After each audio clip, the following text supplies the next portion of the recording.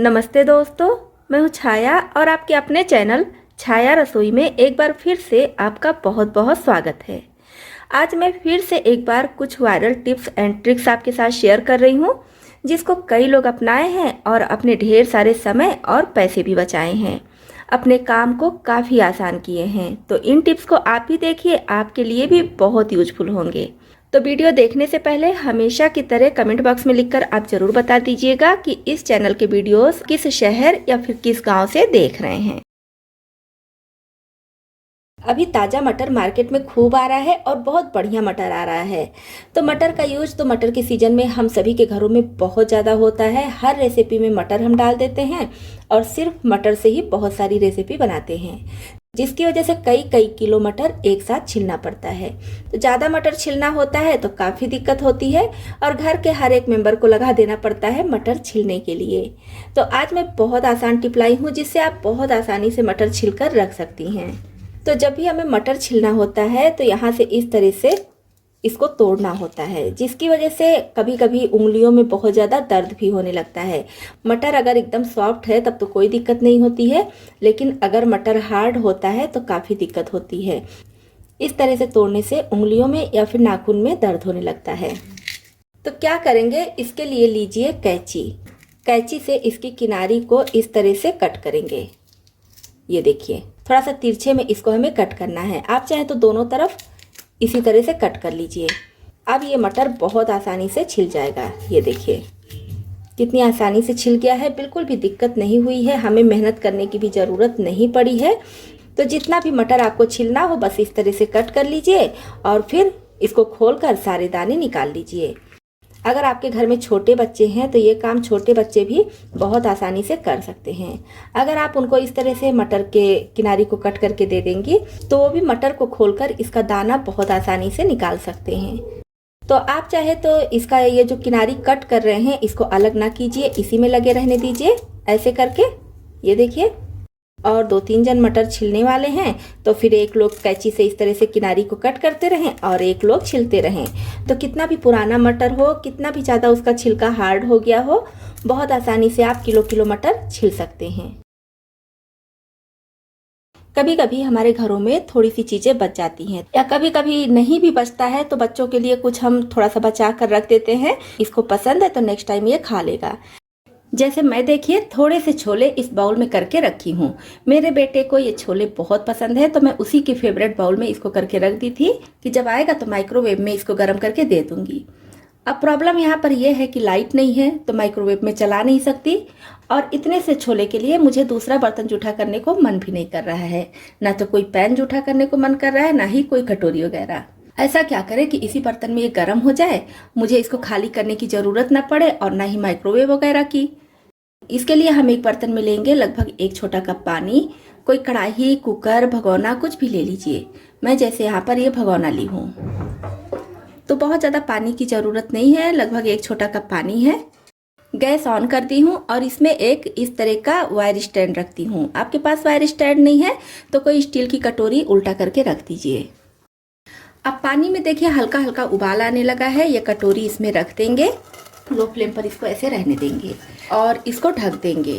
तो ज़्यादा देर इसको रखने की ज़रूरत नहीं है, 2 या फिर ज़्यादा से ज़्यादा 3 मिनट में ही ये छोले बहुत अच्छे से गर्म हो जाएंगे। तो बस लगभग 2 मिनट हुआ है और छोले देखिए बहुत अच्छे से गर्म हो चुके हैं। इसमें से आपको भाप भी दिख रहा होगा। ये देखिए अच्छे से गर्म हो चुका है। तो अब इस कटोरी को संभाल कर बाहर निकालेंगे। तो इस तरह से ना तो माइक्रोवेव की ज़रूरत पड़ी और ना ही इसको मैं किसी दूसरे बर्तन में खाली की हूँ। छोले बहुत अच्छे से गर्म हो चुके हैं। तो ये प्रॉब्लम अगर आपके साथ भी आती है तो आप भी इस तरह से गर्म कर सकती हैं कोई भी चीज़। आते हैं चाय छान लेते हैं, फिर जो चाय की पत्ती बच जाती है उसको लेकर। तो ज़्यादातर लोग इसको क्या करते हैं, फेंक देते हैं, लेकिन आप बिल्कुल ना फेंकिए, इसका बहुत अच्छा यूज कर सकती हैं। तो इसमें अगर आप इलायची डाली हैं, लौंग डाली हैं या फिर तुलसी पत्ती, अदरक कुछ भी डाली हैं तो इसको निकाल लीजिए। उसके बाद चाय की पत्ती को अच्छी तरह से धुल लीजिए। जब ये अच्छे से साफ हो जाए, मतलब कि इसमें जितनी भी मिठास है सब निकल जाए, तब आप इसको अपने घर के गमलों में डाल सकती हैं। गमले में जो भी चीज़ आप लगाई हैं बहुत अच्छे से ग्रो करेगा। अब अगर आप इसको गमले में नहीं डालना चाहती हैं तब क्या कीजिए, जैसे आपके घर में जो भी कांच के बर्तन हो, लीड वगैरह हो गए या प्लेट हो गए, बाउल हो गए, कुछ भी है, तो उसमें आप इस चाय की पत्ती को इस तरह से डाल दीजिए। और इसमें अदरक वगैरह हो तो भी कोई दिक्कत नहीं है, साथ में आप यहाँ पर अदरक भी ले सकती हैं, इलायची है तो वो सब भी हटाने की ज़रूरत नहीं है। सबको आप साथ में ले लीजिए और इस तरह से रब करते हुए अच्छे से, जैसे मैं इस लीड को साफ़ कर रही हूँ, आप कांच का जो भी बर्तन ले रही हैं अच्छे से इस तरह से साफ़ कर लीजिए। तो इसको हम दोनों तरफ से अच्छी तरह से इस तरह रब करते हुए साफ़ कर लेंगे। तो कांच का जो लिड होता है या कांच के बहुत सारे बर्तन होते हैं तो यूज करते करते वो काफ़ी रफ हो जाता है, जिसकी वजह से उसकी शाइनिंग चली जाती है और बर्तन देखने में गंदा गंदा सा लगता है, धुंधला धुंधला लगता है। तो इस तरह से मैं इसको साफ़ कर ली हूँ, अब धुल कर दिखा रही हूँ। तो इस तरह से चाय की पत्ती से जब आप अपने किसी भी कांच के बर्तन को साफ़ करेंगी तो आपका बर्तन या फिर इस तरह का लिड हो गया एकदम बढ़िया से चमक जाएगा। जो भी गंदगी है सब निकल जाएगी, दाग धब्बे हैं तो वो भी दूर हो जाएंगे और इसमें बहुत अच्छी शाइनिंग आ जाएगी। तो इस तरह से यूज की हुई चाय की पत्ती का आप बहुत अच्छा रीयूज कर सकती हैं। अब जैसे बिंदी हम सभी लेडीज़ लगाते हैं, साइज़ अलग अलग होता है, कलर अलग अलग होता है, तो जो मैचिंग की बिंदियाँ होती हैं वो तो सब यूज हो जाती हैं, लेकिन जो मैचिंग की नहीं होती हैं वो पत्ते में इसी तरह से पड़ी रह जाती हैं। पड़े पड़े काफ़ी गंदी हो जाती हैं, देखने में अच्छी नहीं लगती हैं। और कभी कभी होता है कि बिंदी की साइज़ हमारे हिसाब से नहीं होती है तो वो भी पड़ी रह जाती है। तो इस तरह से अगर आपके घर में भी पुरानी बिंदियाँ पड़ी हुई हैं जिसका यूज आप नहीं कर रही हैं, तब आप उसका बहुत बढ़िया यूज कर सकती हैं। जैसे ये रील है, धागे वाला रील हम सभी के घरों में होता है, तो अगर हम एक साथ इसको ऐसे रख देते हैं, इसका जो ये सिरा होता है ये सब फंसते फंसते एक में उलझ जाता है, तो हमें निकालने में काफ़ी दिक्कत होती है। वैसे तो मैं धागे को अच्छे से अरेंज करके रखने का कई सारा टिप आपके साथ शेयर की हूँ, आज फिर से एक टिप शेयर कर रही हूँ। जैसे ये पुरानी बिंदी है, इसका यूज मैं नहीं करती हूँ, काफ़ी दिनों क्या काफ़ी सालों से ये बिंदियाँ ऐसे पड़ी हुई हैं, क्योंकि ये लगता है ना कि शायद कभी कोई मैचिंग मिल जाए, तो इसलिए ये पड़ी हुई है, जिसकी वजह से पड़े पड़े ये काफ़ी पुरानी हो गई हैं। तो आज इसका बहुत अच्छा यूज कर रही हूँ। तो जैसे ये धागे का सिरा है तो यहाँ पर हम इसको ऐसे लेंगे और यहाँ पर ऐसे बिंदी चिपका देंगे। जब हमें धागे को निकालना पड़ेगा तो इस तरह से खोलेंगे और ये निकाल लेंगे, फिर से अपने हिसाब से धागा तोड़कर और फिर से यहाँ पर चिपका देंगे। तो इस तरह से लपेटेंगे और यहाँ पर ऐसे चिपका देंगे। तो इस तरह से हमें इसका सिरा खोजने में भी दिक्कत नहीं होगी, फटाक से इसका सिरा मिल जाएगा और ये आपस में सब उलझेंगी भी नहीं। तो इसको यूज करते करते इसका गम खत्म हो जाता है। अगर गम खत्म हो जा रहा है तो फिर से यहाँ पर आप दूसरी बिंदी लगा लीजिए।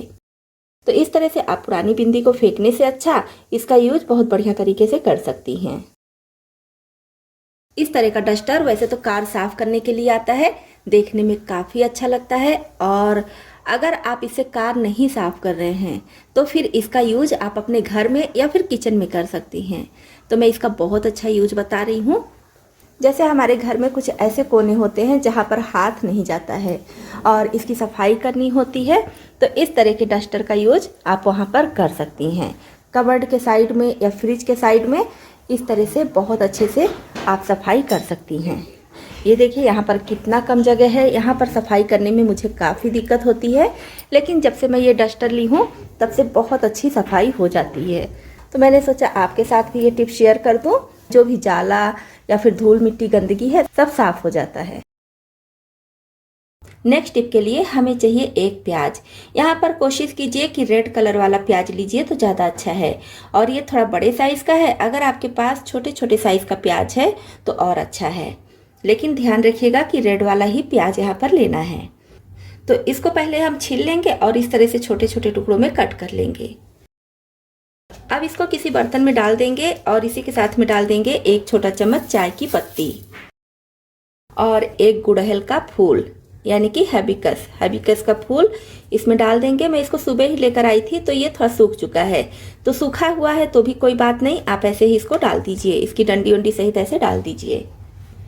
अब इसमें डालेंगे 1 कप पानी, नॉर्मल कप लेंगे, जो घर में नॉर्मल कप होता है उसी कप से 1 कप पानी डाल देंगे और इसको गैस पर चढ़ा देंगे उबाल आने के लिए।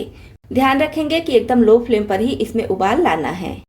तो पानी में देखिए उबाल आने लगा है, करीब 5 मिनट तक लो फ्लेम पर इसको हम ऐसे उबलने देंगे।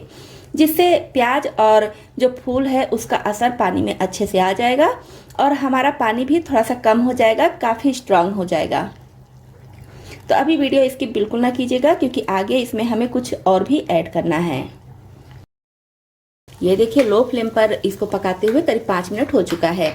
तो अभी फ्लेम कर देंगे ऑफ और इसको रख देंगे पूरी तरह से ठंडा होने के लिए। तो ये अच्छे से ठंडा हो चुका है। अब इसको हम किसी कांच के बर्तन में इस तरह से छान लेंगे। तो इसमें गुड़हल के फूल, चाय की पत्ती और प्याज का बहुत अच्छे से फ्लेवर आ चुका है, इसकी वजह से ये काफ़ी स्ट्रांग हो गया है।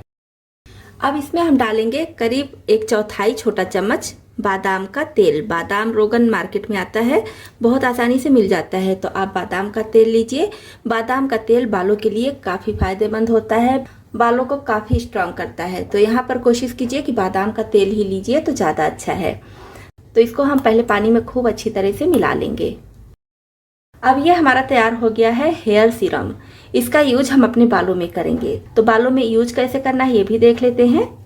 तो इस तरह का बॉटल मार्केट में बहुत आसानी से मिल जाता है, क्योंकि इससे जब हम स्प्रे करेंगे ना तो काफ़ी अच्छा रहता है। पूरे बाल में एक बराबर बिना दिक्कत के ही स्प्रे हो जाता है।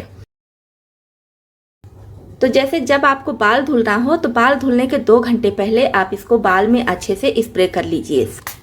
इस तरह से आप हेयर पे सब जगह स्प्रे कर लीजिए और उसके बाद सारे बाल को लपेट कर इकट्ठा कर लीजिए। 2 घंटे पड़े रहने दीजिए ऐसे, और 2 घंटे के बाद फिर आप इसमें जैसे नॉर्मली शैम्पू करती हैं उस तरह से शैम्पू कर लीजिए। तो इस तरह से जब आप इस पानी का यूज करेंगी, तो जैसे आजकल ओनियन ऑयल मार्केट में आता है, काफ़ी महंगा होता है। ओनियन हेयर सीरम आता है, वो भी काफ़ी महंगा होता है। तो ये हमारा ओनियन हेयर सीरम घर में ही बनकर तैयार हो गया है, लेकिन काफ़ी सस्ते में। उसके साथ साथ इसमें गुड़हल के फूल का भी ताकत है, साथ ही साथ बादाम के तेल का भी ताकत है, जिसकी वजह से ये काफ़ी स्ट्रांग हो गया है। मार्केट वाले से काफ़ी सस्ता है और काफ़ी अच्छा है। हम सभी के घरों में पुराना सॉक्स तो होता ही है, फटा हुआ या फिर घिसा हुआ, जिसका यूज नहीं करते हैं, जो हम नहीं पहनते हैं, चाहे बच्चों का हो गया चाहे बड़ों का हो गया। तो अगर आपके घर में भी पुराना सॉक्स है, खासकर इस वाले कपड़े का है, ये देखिए, ये जो है थोड़ा सा भी अगर कहीं पानी होता है तो बहुत अच्छे से सोख कर लेता है। एक आता है पॉलिस्टर जैसा, उसकी बात मैं नहीं कर रही हूँ। ये जो बनियाइन वाले कपड़े में होता है, जैसे बनियाइन होता है ना, उस कपड़े में जो होता है, इसकी बात मैं कर रही हूँ। तो पहले आप सॉक्स को अच्छी तरह से धुल लीजिए। डिटॉल वगैरह डालना हो तो डिटॉल वगैरह डालकर भी धुल सकती हैं। फिर हम इसको इस तरह से छोटे छोटे टुकड़ों में कट कर लेंगे। तो मैं यहाँ पर सॉक्स से बता रही हूँ, तो आप इसके बजाय बनियान हो गया, टी शर्ट हो गया, या फिर कॉटन का कोई भी फटा पुराना कपड़ा हो गया, उसके साथ भी इस टिप को अपना सकती हैं। तो यहाँ पर सॉक्स को हम इस तरह से छोटे छोटे टुकड़ों में कट कर लेंगे। आप कोई दूसरा कपड़ा ले रही हैं तो उसको भी छोटे छोटे टुकड़ों में कट कर लीजिए। तो इस तरह से छोटे छोटे टुकड़ों में करने के बाद इसको एक कंटेनर में बंद करके रख लेंगे। अब इसका यूज कहाँ हमें करना है। अब जैसे घर में या किचन में कहीं ना कहीं थोड़ी बहुत चाय गिर जाती है, कहीं पर हल्दी गिर जाता है, कहीं पर दूध गिर जाता है, या कहीं पानी गिर जाता है, कोल्ड ड्रिंक्स वगैरह कुछ भी अगर गिर गया तो आप इससे बहुत अच्छे से साफ़ कर सकती हैं, क्योंकि बहुत अच्छे से ये पानी को या फिर किसी भी लिक्विड चीज़ को एब्जॉर्ब कर लेता है। तो इस तरह से अचानक अगर कोई चीज़ गिर जाती है तो हम क्या करते हैं कि किचन टॉवल से पोंछ देते हैं, जिससे हमारा किचन टॉवल काफ़ी गंदा हो जाता है। और किचन टॉवल को कितने भी अच्छे से धुल लीजिए, अजीब सी स्मेल भी आने लगती है। तो उससे बचने के लिए हम इस सॉक्स के टुकड़े का यूज करेंगे, ये हमारा वाइप का काम करेगा। तो इस तरह से आप इसे सफाई करने के बाद इसको फेंक सकती हैं, धुलने की ज़रूरत नहीं है, क्योंकि फटा पुराना कपड़ा है तो हम इसको वैसे भी फेंकने ही वाले थे। फेंकने से पहले इस तरह से यूज करके फेंकेंगे तो हमारा काम भी आसान हो जाएगा, साथ ही साथ वाइप का जो खर्चा होता है वो भी बचेगा। नेक्स्ट टिप है हमारी इस तरह से छोटे ग्रेटर को लेकर। जब भी हम ग्रेटर में कोई भी चीज़ ग्रेट करते हैं तो अगर थोड़ी सी चीज़ें ग्रेट करनी है तो वो चीज़ें इसमें फंस जाती हैं। ज़्यादा चीज़ें हैं तब तो बहुत ज़्यादा दिक्कत नहीं होती है, लेकिन थोड़ी सी चीज़ें ग्रेट करनी है तो जितना हम ग्रेट नहीं करते हैं उतनी ज़्यादा चीज़ें इसमें फंस जाती हैं और वो निकलती भी नहीं है, निकालने में काफ़ी दिक्कत होती है। और जब हम इसको ऐसे ही धुल देते हैं तो काफ़ी चीज़ें वेस्ट हो जाती हैं। तो इसी के लिए बहुत अच्छी टिप लाई हूँ। तो जब भी आपको कोई चीज़ ग्रेट करना हो तो इस तरह का पॉलीथीन लीजिए। तो जब भी आपको कोई चीज़ ग्रेट करनी हो तो इस तरह की पॉलीथीन लीजिए। अब चाहे तो पॉलीथीन में ग्रेटर को रख दीजिए, चाहे ग्रेटर के ऊपर से ही ऐसे लगा दीजिए। अब जो भी चीज़ें आपको ग्रेट करनी हो आसानी से कर लीजिए। अब आप सोच रही होंगी कि अगर हम इसको पॉलीथीन रख के ग्रेट करेंगे तो इसमें पॉलीथीन के छोटे छोटे टुकड़े भी आ जाएंगे, पॉलीथीन भी ग्रेट हो जाएगा। क्योंकि मैं भी पहले ऐसे ही सोच रही थी, लेकिन ऐसा बिल्कुल नहीं है। अगर आप अच्छी क्वालिटी का पॉलीथीन लेंगी, थोड़ा सा मोटा लेंगी, तो पॉलीथीन बिल्कुल भी ग्रेट नहीं होता है। जैसे आप रखेंगी सेम उसी तरह से रहेगा। तो इस तरह से ग्रेट करने से क्या है, देखिए हमारा ये ग्रेटर बिल्कुल साफ़ है, कहीं भी इसमें कुछ फंसा नहीं है। इसको धुलने की भी ज़रूरत नहीं है, बस इसको हम ऐसे ही उठाकर रख देंगे, फिर भी कोई दिक्कत नहीं है, कहीं से कोई भी गंदगी कुछ नहीं लगा है। अब देखिए जो भी चीज़ें हम पॉलीथीन में ग्रेट करेंगे बहुत आसानी से इसको निकाल सकते हैं, बिल्कुल भी वेस्टेज नहीं होगी। तो इस तरह से हमारा सामान बर्बाद नहीं होगा और ना ही हमारे हाथों में ग्रेटर लगने का डर होगा। तो है ना कमाल की टिप। इस छोटी सी टिप को आप भी अपने किचन में ज़रूर अपनाएं। तो दोस्तों, आपको इसमें से कौन सी टिप ज़्यादा पसंद आई और कौन सी पहले से पता थी, कमेंट बॉक्स में लिखकर ज़रूर बताइएगा। इसी तरह से और भी ज़्यादा यूजफुल टिप्स एंड ट्रिक्स देखने के लिए, और अगर आप चैनल पर नए आए हैं तो हमारी यूट्यूब फैमिली में शामिल होने के लिए इस चैनल को सब्सक्राइब भी कर लीजिएगा।